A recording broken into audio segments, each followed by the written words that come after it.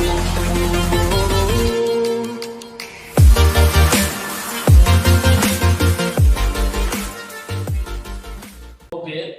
so the next topic which we will be discussing is from ray optics only, that is refraction of light. तो basically इस chapter के अंदर एक major part आपको refraction of light पर ही देखना है. We already have some basic prior knowledge from 10th class what is refraction of light, how does it occur and when does it differ. इसमें special cases क्या पढ़ने होते हैं. तो अगर हमारा refraction from a plane surface होता है तो अलग होता है, अगर वो स्फेरिकल सरफेस पर इंसिडेंट होता है तो उसका रिफ्रैक्शन के लिए थोड़े से ज्यादा कंडीशंस अप्लाई करने पड़ते हैं. तो रिफ्रैक्शन ऑफ लाइट को पहले रिकॉल करेंगे, फिर हम जाएंगे refraction through spherical surface. At present we will understand refraction of light by the refraction from a plane surface. ठीक है, तो रिफ्रैक्शन ऑफ लाइट को हम अभी समझते हैं प्लेन सरफेस के कंसेप्ट में. Suppose this is my interface, ये मेरा इंटरफेस है. This is my medium 1 and this is my medium 2. any medium, but the difference what is to be noted over here, the difference in the medium densities. Optical density इनकी दोनों different होनी चाहिए. Optical density का मतलब a medium which is optical medium, its density is called as optical density. What is an optical medium? The medium through which light can travel is called a optical medium. Air, water, glass, kerosene, turpentine oil, diamond, most dense and most refractive material. ठीक है, तो होता क्या है, ये interface है, separation है. इसके ऊपर मीडियम 1 है, इसके ऊपर मीडियम 2 है. इसकी डेंसिटी अगर ρ1 है, इसकी डेंसिटी अगर ρ2 है. जहां पर अगर ρ1 लेस देन ρ2 है, मतलब नीचे वाले की मीडियम की डेंसिटी ज्यादा है. ठीक है, तो what happens if ray of light is entering obliquely at the interface of the two medium. Obliquely का मतलब at some angle with the normal or with the surface, this angle becomes angle of incidence I. When the ray of light enters from a medium, one medium to another, यहाँ पर इसकी density ज़्यादा है, इसकी density कम है. तो because of the change in the density, as the intensity is increasing, the speed of the light decreases. यहाँ speed of light क्या हो जाता है, कम हो जाता है. कम होने के कारण वहाँ पर ray of light का path change होता है, and the path always changes in the denser medium towards the normal. Means the refracted ray will move towards the normal. यहाँ पर ये normal मेरा suppose I name it as n and dash. The ray of light which should have gone like this, it bends towards the normal. अगर इसका उल्टा condition हो जाता है, if it is ρ1 is less than ρ1 is greater than ρ2, in this condition what will happen, the ray of light bends away from the normal. मतलब उसके original path से वो थोड़ा दूर हो जाएगा. ठीक है, समझ में आई बात?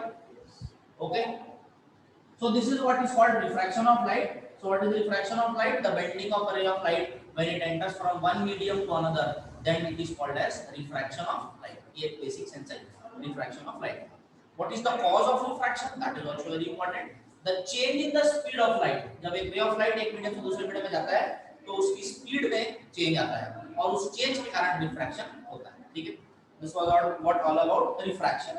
नाउ बेस्ड ऑन रिफ्रैक्शन हमारे पास रिफ्रैक्शन ऑफ लाइट के दो लॉज थे. पहला लॉ तो हमारा रिफ्लेक्शन लॉ से मैच होता है. क्या बोलता है? The incident ray, the normal and the refracted ray all lie on the same plane. भाई ये इस बोर्ड से टकरा के आ रही तो रिफ्रैक्टेड रे भी क्या होगा, इस बोर्ड से टकरा कर ही जाएगी. ठीक है, इसमें कोई दो राय नहीं है. It will go with the board, sticking to the board. This is what is the meaning of it. All lie on the same plane, सब same plane पे lie करते हैं. Second law, इसको हम बोलते हैं Snell's law also. ठीक है, Snell's law क्या बोलता है? अब यहाँ पर देखो लॉ ऑफ रिफ्लेक्शन क्या बोलता था, I इक्वल्स टू R. यहाँ पर कहीं पर भी कभी भी I और R इक्वल होगा.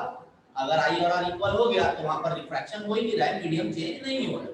So always there should be a difference between I and R. What is R over here? This is my angle of refraction R. This Snell's law relates or gives us the relation between angle of incidence in the first medium to the angle of incidence in the refraction in the second medium. ठीक है, incidence कौन सा है first medium में, refraction दूसरे medium में होगा. Law of reflection में आई और आर दोनों सेम मीडियम में होता है. So what does Snell's law state? It states that sine of angle of incidence to sine of angle of refraction for a given pair of medium, यहाँ पर given pair medium 1 medium 2 fixed medium है। यही medium आज से जाके दूसरी जगह, आज से 10 साल बाद, 15 साल बाद, 1 करोड़ साल बाद, या किसी दूसरे कंट्री में, वर्ल्ड में आप कहीं पर भी नापते हो, तो ये I और R उन गिवन पेयर ऑफ मीडियम के लिए फिक्स्ड रहेगा। The ratio of them, the ratio of sine of those, that is sin I by sin R, will also be a constant, and this constant is denoted by n, which is also called as refractive index for the two medium। अब यहाँ पर refractive index ना बोल करके हम या तो इसको रिलेटिव रिफ्रैक्टिव इंडेक्स बोलेंगे, ठीक है, relative refractive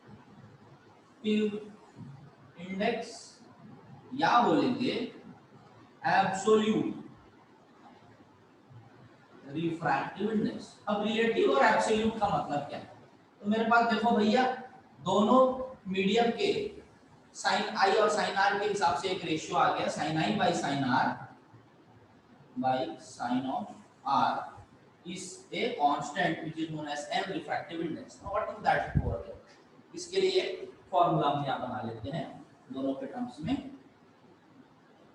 if the speed of light in medium 1, यहां पर मीडियम 1 को मैंने नाम नहीं दिया, ठीक है, if the speed of light in medium 1 is given by v1 and speed of light in medium 2 is given by v2, sorry, v1 and speed of light in medium 2 is given by v2, the ratio of v1 by v2 will also give us refractive index of the two medium, which is called as absolute refractive index of the medium, not absolute, so sorry, relative refractive index of the medium। अब relative क्यों बोलते हैं? हम यहाँ पर एक medium से दूसरे मीडियम को कंपेयर कर रहे हैं, मतलब एक मीडियम से दूसरे मीडियम में जब लाइट जा रही है तो कितने अमाउंट से बेंड होगी, ये बताता है हमको रिफ्रैक्टिव इंडेक्स, ठीक है। So relative refractive index is always read in terms of the two medium. Term के हिसाब से कैसे पढ़ेंगे? This will be read as n21 which is read as refractive index of medium 2, मतलब सेकंड वाला medium, to refractive index of medium 1 which is the first medium जिसमें से light आ रही है, ठीक है। इसको पढ़ते कैसे? refractive index of medium 2 with respect to medium 1 is given by the ratio v1 by v2। Ratio क्या होता है? v1 by v2। v1 क्या है? Speed of light in first medium, और सेकंड क्या है? Speed of light in second medium. अब इसका रेसिप्रोकल क्या हो जाए? v2 by v1, this will become the ratio that will be read as n21। अब इसको क्या पढ़ेंगे? अब लाइट उल्टी जा रही है, सोचो, मतलब मीडियम 2 से मीडियम सेकंड में जा रही है, तो क्या हो जाएगा इसका रिलेटिव रिफ्रैक्टिव इंडेक्स? भाई n21 will be read as refractive index of medium 1 with respect to 2, और ये कैसा हो जाएगा? रेशियो v2 by v1 हो जाएगा, ठीक है। अच्छा, अब जब रिलेटिव रिफ्रैक्टिव इंडेक्स अगर हमको यहाँ पर समझ आ गया है कुछ, तो हम देखते हैं एब्सोल्यूट रिफ्रैक्टिव इंडेक्स का मतलब। अभी यहाँ पर तो मैंने डिस्क्राइब नहीं किया कि कौन सा मीडियम है, I did not tell. Suppose मेरा पहला मीडियम है एयर या फिर वैक्यूम, और दूसरा जो भी मीडियम है, एनी मीडियम, मीडियम 2, ठीक है। तो जब मैं यहाँ पर रिफ्रैक्टिव इंडेक्स निकालूंगा तो मेरा मीडियम 1 क्या है? वैक्यूम। वैक्यूम या एयर से कोई भी रेयरर मीडियम नहीं होता है। कम घनत्व वाले मीडियम को रेयरर बोलते हैं और ज्यादा वाला को डेंसर बोलते हैं। तो एयर या वैक्यूम की अप्रोक्सीमेट डेंसिटी इक्वल ली जाती है, वैक्यूम की और एयर की, ठीक है। तो सबसे ज्यादा स्पीड से लाइट उसी मीडियम में ट्रैवल करता है, एयर या वैक्यूम में, जिसकी वैल्यू आपको पता है 3 × 10⁸ मीटर्स पर सेकंड। अब नेक्स्ट जिस भी मीडियम में जाएगा वो, तो हमेशा उसकी वेलोसिटी कम ही होगी, बढ़ेगी तो किसी में नहीं, क्योंकि वो सबसे ज्यादा स्पीड से उन्हीं दो मीडियम में ट्रैवल करता है। तो if it is travelling from air to any other medium, that ratio of speed of light in air, मतलब मीडियम 1 पहले ऊपर डाले थे, अपन नीचे कौन सा था? जिस मीडियम में जा रहा होता है उस मीडियम का। तो जिस भी मीडियम में जा रहा है वहां पर उसकी वेलोसिटी अगर v है, तो refractive index is denoted by c by v, which is the refractive index of a particular medium, which is the ratio of speed of light in medium 1, which is vacuum, speed of light in vacuum, upon speed of light in that medium, is called as refractive index of that medium or absolute refractive index of that medium. मतलब पहला medium को अगर मैं air मानते हुए दूसरे medium में जितने वैल्यू से वो बेट हो रहा है उसका रेशियो निकालूं तो वो उस मीडियम का एब्सोल्यूट रिफ्रैक्टिव इंडेक्स होता है। और ये जो एब्सोल्यूट रिफ्रैक्टिव इंडेक्स होता है it depends upon the density of the medium, क्योंकि एयर से कम डेंसिटी किसी की नहीं होती। तो इसी के हिसाब से ये जो फ्रैक्शन की वैल्यू होती है, देखो ये जो फ्रैक्शन की वैल्यू है ये कभी भी क्या आएगी, ग्रेटर देन 1 आएगी, इक्वल टू 1 आएगी या लेस देन 1 आएगी। देख लो refractive index of the medium m इक्वल्स c by v, तो ये हमेशा क्या आएगा, न्यूमरेटर किसी से छोटा हो सकता है क्या? सबसे ज्यादा स्पीड वहां पर किसकी है, एयर या वैक्यूम की, उसको तो हमने न्यूमरेटर में डाल दिया। तो भाई the refractive index can never be less than 1, it can only be greater than equal to 1, ठीक है, ये हमेशा ग्रेटर देन। सबसे ज्यादा आती है डायमंड के लिए, refractive index of diamond is something round about 2.45 के आसपास तक जाती है।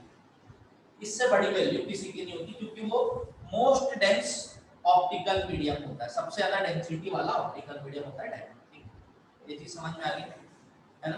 तो भाई हमको रिलेटिव रिफ्रैक्टिव इंडेक्स के लिए भी पढ़ने आ गया, how it is read first medium to second medium. Okay, so when we read about refractive index हमको कुछ चीजें समझ में आई कि on what factors does the refractive index depend, what factors does it depend, तो भाई मीडियम के ऊपर डिपेंड करता है, कौन से मीडियम से कौन से मीडियम में जा रहा है, कितना बेंडिंग हो रहा है रे ऑफ लाइट का, है ना, ये सब चीजों के ऊपर डिपेंड करता है। तो let us jot down what factors does the refractive index of the medium actually depend upon, एक साथ एक जगह पर रहेगा तो समझ में। तो पहला फैक्टर सबसे पहला हमारा आ जाता है nature of the medium, nature of medium, nature of medium absolutely depends upon nature of the medium, means the medium whether it is optical whether it is non optical, its density, on what factor does it all depend। तो ये वहां पर summarise हो गया, nature of the medium के ऊपर depend करता है। कैसे डिपेंड करता है, how does it depend, it depends upon its density, density ज्यादा है तो रिफ्रैक्टिव इंडेक्स ज्यादा होगी। You can directly state that the refractive index of the medium is directly proportional to rho, that is density of the medium, एक ये लिख सकते हैं, ठीक है। नेक्स्ट आते हैं, इसी को पॉइंट नंबर 2 में डालते हैं, density of medium, density of medium, density of medium के ऊपर भी डायरेक्टली हम बोलेंगे refractive index directly proportional to density of the medium. Third, ऐसा नहीं है कि सिर्फ और सिर्फ मीडियम की डेंसिटी के ऊपर डिपेंड करता है। We studied refraction through glass prism, and glass prism is always possible and it is able to differentiate or deviate all the rays of light when it is passing through it as a single light, और जब बाहर निकलने के बाद 7 colour में बढ़ के बाहर निकलता है। उसके पीछे कॉज क्या है? कॉज यही होता है कि लाइट रे is comprising of 7 different wavelengths, हमको ये पता है, हम इसके पहले चैप्टर में पढ़ चुके। सभी की वेवलेंथ डिफरेंट होती है, तो नॉट ऑल मीडियम, सभी मीडियम एक मात्रा से, बराबर मात्रा से सबको डिविएट नहीं करते हैं, किसी को कम करते हैं, किसी को ज्यादा करते हैं। जहां पर वायलेट को सबसे ज्यादा करते हैं, रेड को सबसे कम करते हैं, ठीक है। तो ऑब्वियसली यहाँ पर जो रिफ्रैक्शन हो रहा है, रिफ्रैक्टिव इंडेक्स हो रहा है, वहां पर भी जो डिपेंडेंस फैक्टर होगा वो wavelength of the light used के ऊपर होगा। अगर रेड कलर का वेवलेंथ का लाइट यूज करेंगे तो कम डिविएशन होगा, रिफ्रैक्टिव इंडेक्स कम हो जाएगा, और वायलेट कलर का यूज करते हैं तो ऑब्वियसली वो ज्यादा हो जाएगा। तो हमारा थर्ड पैरामीटर जिसके ऊपर वो डिपेंड करता है, colour of the light, colour of light basically ये बात कर रहा है लैम्डा की, which is called as wavelength, wavelength of light, ठीक है, वेवलेंथ ऑफ लाइट। है ना। अब how does the wavelength decides what is the refractive index of medium?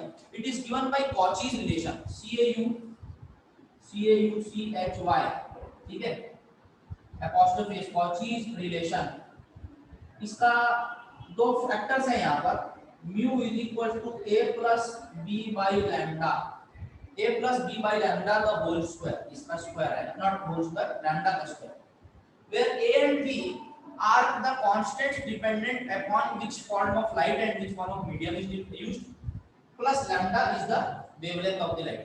तो यहाँ से बेसिकली ये दो कांस्टेंट्स हैं, डिपेंड किसके ऊपर कर रहा है हमको समझना क्या है, वेवलेंथ के ऊपर डिपेंड कर रहा है। तो कैसा डिपेंड कर रहा है, ठीक है, कैसा कर रहा है, refractive index is inversely proportional to square of the wavelength, refractive index is inversely proportional to square of the wavelength, square wavelength के स्क्वायर से इनवर्सली प्रोपोर्शनल है, ठीक है, inversely proportional to square of the wavelength. भाई wavelength बढ़ेगा तो refractive index कम होगा, तो पता है बड़ा वेवलेंथ की लाइट कम रिफ्रैक्ट होती है, समझ आया, ठीक है। रेड कलर कम डिविएट होता है, वायलेट कलर ज्यादा डिविएट होता है, वो तो रिलेशन से क्लियर हो जाता है। लास्ट है टेम्परेचर ऑफ द मीडियम, देखो टेम्परेचर ऑफ मीडियम। भाई कोई बता सकता है कॉमन सेंस लगा करके कि टेम्परेचर ऑफ द मीडियम के ऊपर डिपेंड करेगा, तो कैसे करेगा, कैसे डिपेंड करेगा। हाँ, डेंसिटी क्या होता है, टेम्परेचर बढ़ने से डेंसिटी क्या होती है, कम होती है, और डेंसिटी कम होने से क्या होता है, रिफ्रैक्टिव इंडेक्स भी कम होता है। तो हम बेसिकली क्या बोल सकते हैं, 1/T के ऊपर डिपेंड करेगा, refractive index would be inversely proportional to temperature, ठीक है, टेम्परेचर बढ़ेगा तो रिफ्रैक्टिव इंडेक्स कम होगा।